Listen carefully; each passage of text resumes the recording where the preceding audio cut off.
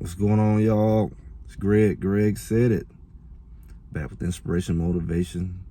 Second of the day. We had a nice live today, as usual. We talked about kind of went into the scrimmage. The fall scrimmage just happened this past Friday, Colorado versus Colorado, and just kind of went over some things. It was a lot of good things. It was some things that people had concerns about. It was some things that we were excited about. Some players are definitely better than advertised. We don't have a lot of players that are not as advertised this year. We got more good surprises than bad surprises, and that's a good thing. One of the things that we talked about was how dominant the defense is and how it's going to be, and we don't think it's because of the line. I think the line is pretty good. They compete, but we just have so many pieces on that defensive line, and only the season will be able to tell how good they really are. We have some dynamic edge rushers, some dynamic tackles. We have some strong young DBs, and we have a promising linebacker core. Once we find the right combination, I think we got the pieces we definitely need to win. Last year, we didn't really know. We knew it would be better than it was, and it was better. But as far as the pieces we had coming in, we didn't really know. I think we got a better feel for what we got, possibly because of the production that they brought with them. We know defensively, we know that Chidoze brought some production with him. We know that Hayes, we know that Okanola, BJ, we know these guys bring in production. We know the guys who returning that stepped up last year, like the McNeils and the McCoys and the Arden Walker. We have some players returning that did well and is only going to grow and get better. So it's a lot of positive things, even though so many people find everything negative to say. That's interesting. It's like some people they can see the same thing you see and they can see it negative because that's all they are. They are negative.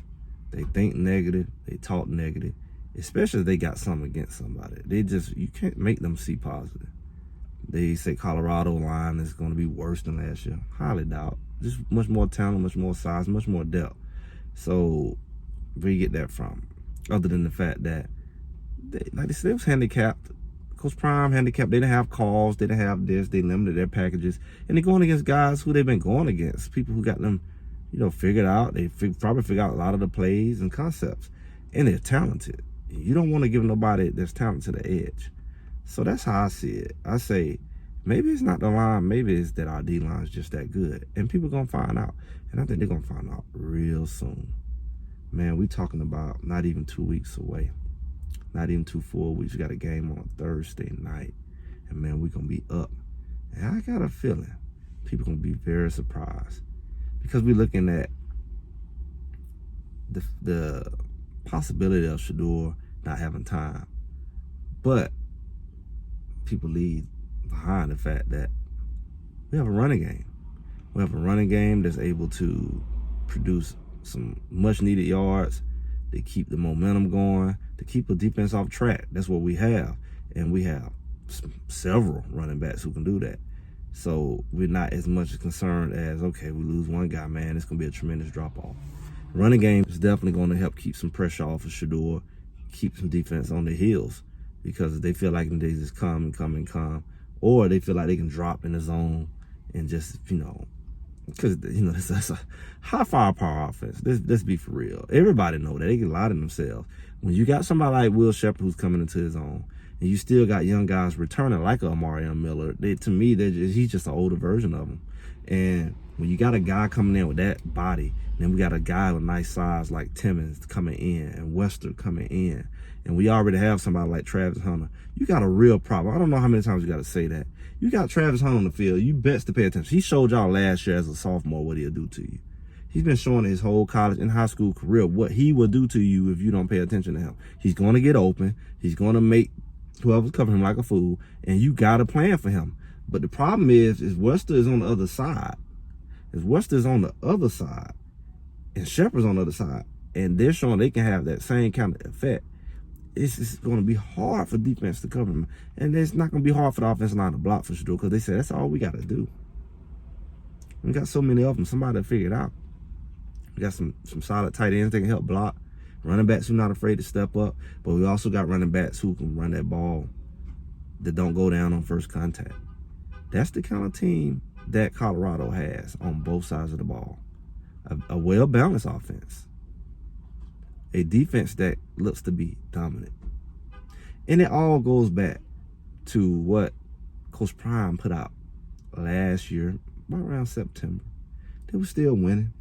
People picking on them, smile. Okay, they were winning, but they was getting sad. And he said, about $7, $8 away. Then he said, he needs some linemen after a few more games. And he said, we're going to get them. And everybody, he can't recruit the linemen. He can't recruit the high school. He did everything he said he would do. He produced one of the top 2025 classes, still developing. He produced one of the top offensive line groups that we had. At least a couple of them were top in the portal.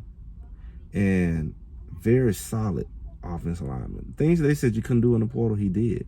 They said you got to homegrown. You got to be homegrown. He said, how about both? I don't know how you would question a guy like that. I really don't. Like, whatever your problem is, whatever your issue is, whatever you got to say it about yourself. Because at the end of the day, when you're dealing with a guy who's produced at every level, at a high level, multiple sports, it tells you something about that mindset. We kind of seen that with Ray Lewis, how Ray Lewis talked to the guys.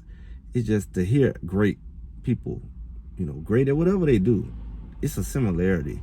It's a similarity in their mindset, their focus, their discipline, and how they go about things. It's kind of like what you would call extreme or extremeness. They don't do things like everybody else. That's one common trait. And one of those things is they hyper-focus, they plan, and they execute.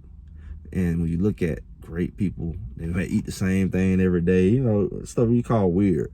They got a consistent diet, a consistent workout schedule, consistent getting up in the morning, going to bed at night. They usually don't stay up all night. They usually get up early in the morning. When you got people that disciplined and with that, don't use alcohol, don't use drugs, their mind is a little clearer than the people who run their mouth who ain't nowhere near as disciplined and nowhere near successful. Yet you can put your mouth on them. These people are very disciplined and very focused, and they produce very consistent results. How do you question what this man gonna do when he's did nothing but do that? Just because you got a hope and a dream that he failed for whatever reason. You bought a lie for whatever reason. This guy here has produced. And it shows us a lot. Maybe you should be learning. I've said this before. It's a power in planning. It's a power in focus. It's a power in discipline. It's a power in verbalizing something. Yeah, I talked about earlier today. I verbalized I want to go to a Colorado game. Then I even verbalized I want to go to Orlando. This is like January, February. I was like, I can't just not go. I had no clue. But I kept saying it. People say, you kept saying it. Sure enough, the tickets are on the books, both of them. I've been talking about the Orlando game. There's a tailgate set up for, you all step out and come check out. Also, right after that, did I know? Go on to Boulder, see Kansas State. God, keep this earth together. Keep the raggedness and foolishness away. You speak that too. And let's have a chance to see something I've been talking about for about a year now, this particular team. Put a lot of time and energy talking with you all. And I feel this is year to see it. I mean, these are the guys, this is like the climax. This is like some of the guys that we watched fall all the way through college, really. They're at their last year. And it's a pinnacle time for Coach Prime in Colorado. It's a big year. And I want to be there. And I'm on my way there. You got to be able to speak things. You got to be able to stand behind it. Put your energy in the right place. Don't put your energy, all that hate and jealousy and stupidity run out your mouth. Put your energy towards being great. You should be learning from great people. No matter if you agree with them, because you ragged just like they are. They got issues. They this and they that. All the great people, the world can turn on them. Maybe they don't cooperate. People like a Coach Prime. They buck a system. They interrupt a system. They can be best buddies 1 minute and everybody turn on them. The media, everybody, your peers, some of them. And it's a split. It's an interesting thing when people want to be great and they want to do it the way they want to do it. And powers that be say no. And it's easy to turn simple-minded people or easily influence people, gullible people, against them. Even with no facts, even with no understanding of what's going on, they just act. They just get triggered instead of stepping back. Grown men, emotional. But you can learn a lot from these very people you're attacking. You can learn a lot from what they do with their life, how they use their time, how they plan, how they execute. If you spent more time learning something like that, instead of looking at their flaws as if you don't have none, you probably got more than them because you're probably less disciplined than them and less focused than them. It's 9 times out of 10 the case. That's why they are where they are. Look, and you're not where they are. You're looking at them and they're not looking at you. Keep that in mind when you get all hyped up about people and da-da-da. You look who you're talking about. Look what they accomplished and look what you accomplished. You ain't got time for that. You got time to put your vision, your plan in place. And you can go be great just like them. Hopefully. But you surely gonna be able to do it being negative and hating and jealous. I mean, that just don't work. Matter of fact, when you look at most of those people, they ain't got time to do that. They don't do that. That's not their character, because they don't come with the package. You don't got time for that. But I'm just Greg. Greg said it. Make sure y'all like, share, and subscribe. And I'll talk to y'all soon.